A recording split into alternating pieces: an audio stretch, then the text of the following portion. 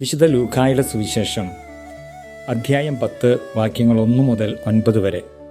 72 ശിഷ്യന്മാരെ ഈശോ പ്രേഷിത ദൗത്യത്തിന് അയക്കുന്നതാണ് രംഗം.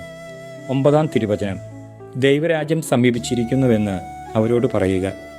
ഈശോ തൻ്റെ പ്രേഷിത ദൗത്യവും ആരംഭിക്കുന്നത് ഇതേ വചനം പറഞ്ഞുകൊണ്ടാണ്.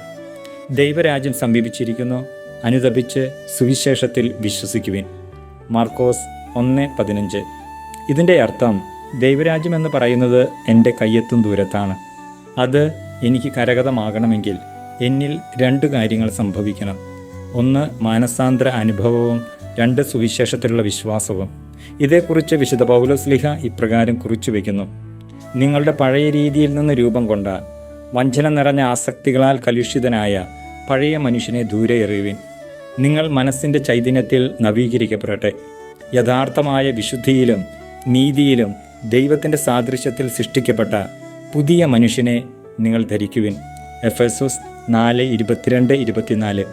ഈ വചനം എന്നിൽ മാംസം ധരിക്കുമ്പോൾ എനിക്കും പറയാനായിട്ട് സാധിക്കും: ഇനിമേൽ ഞാനല്ല ജീവിക്കുന്നത്, ക്രിസ്തു എന്നിൽ ജീവിക്കുന്നു. ഗലാത്തി 2:20. പരിശുദ്ധാത്മാവ് നമ്മുടെ ജീവിതത്തിന് പുത്തൻ പ്രകാശം നൽകി അനുഗ്രഹിക്കട്ടെ.